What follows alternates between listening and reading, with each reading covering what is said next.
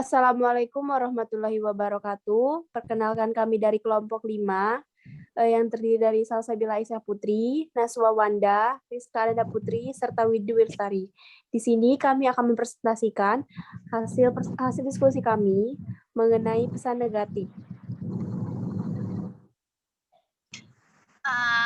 Bad news atau kabar buruk adalah pesan jika disampaikan akan memberikan perasaan tidak menyenangkan bagi penerima pesan tersebut. Oleh karena itu, pembuatan atau penyampaian pesan atau yang biasa disebut dengan bad news harus memperhatikan banyak hal serta harus menggunakan cara yang tepat agar penyampaian pesan dapat dilakukan secara efektif namun tetap mendapatkan perasaan penerima pesan atau bad news. Selanjutnya, tujuan komunikator bisnis yang pertama, penerimaan. Pastikan pembaca memahami dan menerima berita buruk. Pola tidak langsung membantu dalam mencapai tujuan ini. Yang kedua, adanya citra positif, promosikan dan jaga citra baik diri dan organisasi. Dengan menyadari tujuan ini, maka pihak penyampai atau bad news telah bertindak dengan benar. Yang ketiga, kejelasan pesan buat sejelas mungkin sehingga korespondensi tambahan tidak diperlukan. Yang keempat, proteksi hindari menimbulkan tuntutan atau tanggung jawab hukum. Berharap pihak penyampai bad news atau organisasi pihak penyampai bad news. Selanjutnya, yang pertama, strategi perorganisasian dalam pesan-pesan negatif. Satu, menciptakan audiens atau center tone, bagaimana nada atau intonasi Anda dalam menyampaikan bad news mampu memberikan kontribusi yang cukup penting bagi efektivitas penyampaian pesan-pesan bisnis yang didukung dengan 3 tujuan secara spesifik. Yang pertama, membantu audiens agar tetap memberikan goodwill bagi perusahaan. Yang kedua, membantu audiens agar mengerti bahwa keputusan adalah adil. Yang ketiga, membantu audiens Anda mengerti bahwa bad news menggambarkan suatu keputusan yang tegas. Yang kedua, memilih pendekatan organisasional. Ada dua pendekatan organisasional yang dapat diterapkan dalam kaitannya dengan pesan negatif, yaitu yang pertama, pendekatan tak langsung.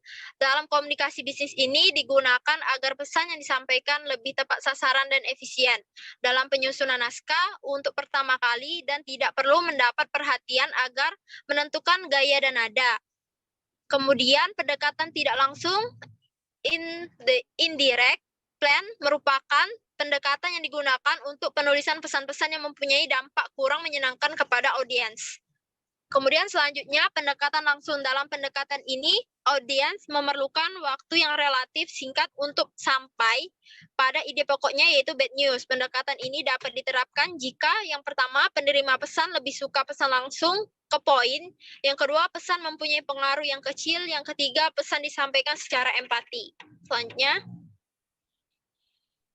Selanjutnya ada mengkomunikasikan informasi dan jawaban negatif.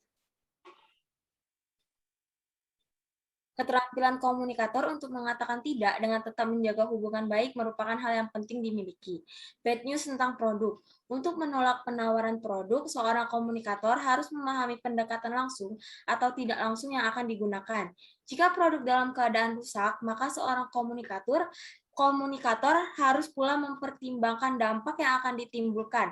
Jika produk tersebut mengalami kenaikan harga, lebih baik pendekatan yang digunakan adalah pendekatan tak langsung yang diawali dengan pernyataan netral, didukung dengan alasan yang logis, serta diakhiri dengan kalimat yang negatif. Lain halnya jika bad news tentang produk dikarenakan kenaikan produk untuk kepentingan intern perusahaan, maka pendekatan yang digunakan adalah perencanaan langsung. Yang ketiga, ada penolakan kerjasama dalam penolakan kerjasama. Pendekatan yang dilakukan dapat berupa pendekatan langsung maupun tidak langsung. Yang terakhir, ada penolakan undangan bila Anda harus mengatakan tidak atas siap dengan tim BOSMOS, maka Anda dapat menggunakan pendekatan langsung maupun tak langsung. Hal tersebut tergantung pada seberapa dekat hubungan Anda.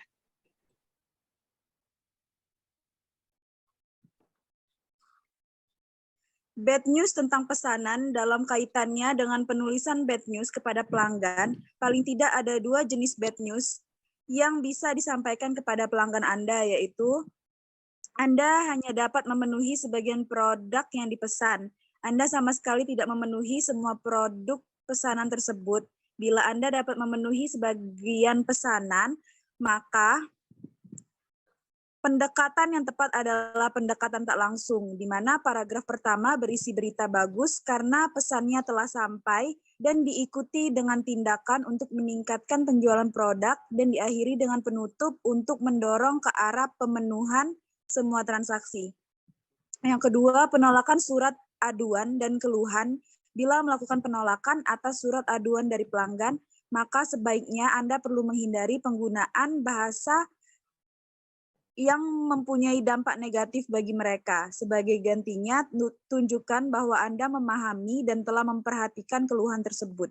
Anda dapat menggunakan pendekatan tak langsung, di mana Anda menyatakan penolakan tersebut pada bagian tengah surat. Di awal surat, tunjukkan sesuatu yang bersifat netral. Selanjutnya, pada bagian berikutnya, dijelaskan keputusan menolak dan pernyataan secara eksplisit. Dan pada akhir surat perlu kata bersahabat dan menawarkan suatu informasi yang menarik. Yang ketiga, mengganti produk pendekatan dalam mengganti produk adalah menggunakan pendekatan tak langsung. Anda dapat membayangkan suatu tantangan yang menarik, manakala produk pengganti adalah lebih mahal dari produk aslinya. Anda harus menjelaskan mengapa produk itu lebih mahal. Dan yang keempat, tidak memenuhi pesanan pelanggan secara tegas, katakan bahwa Anda tidak dapat memenuhi pesanan dari pelanggan Anda. Gunakan pendekatan tak langsung, dan untuk menjaga kepercayaan pelanggan, berikan informasi di mana produk tersebut dapat dicari.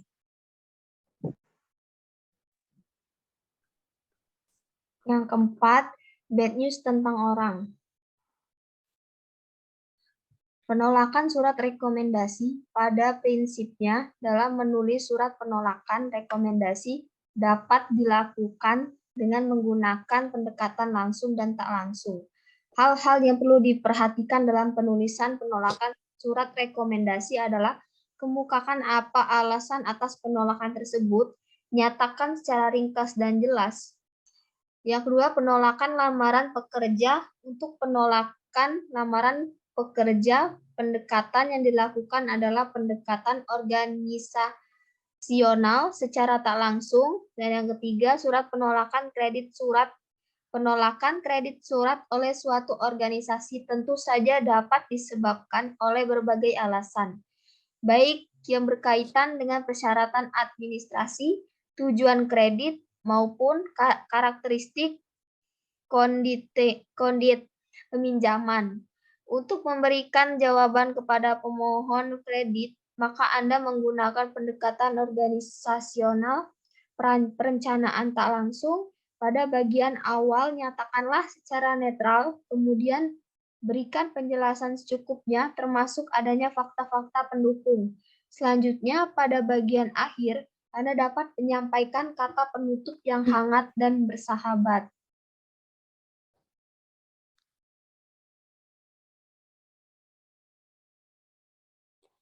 Baiklah, untuk kesimpulannya itu, sebelum menyampaikan atau menulis pesan negatif atau bad news, kita sebagai komunikator harus mengerti strategi pengorganisasian dalam pesan-pesan negatif, yang tujuannya untuk menjaga goodwill dengan audiens atau pelanggan sebaik mungkin dan menjaga citra perusahaan atau organisasi dengan langkah pertama, yaitu menciptakan audiens counter tone, agar audiens mengerti bahwa bad news mampu menggambarkan suatu keputusan yang tegas, audiens mengerti bahwa keputusan tersebut adil, dan agar audiens tetap memberikan goodwill bagi perusahaan.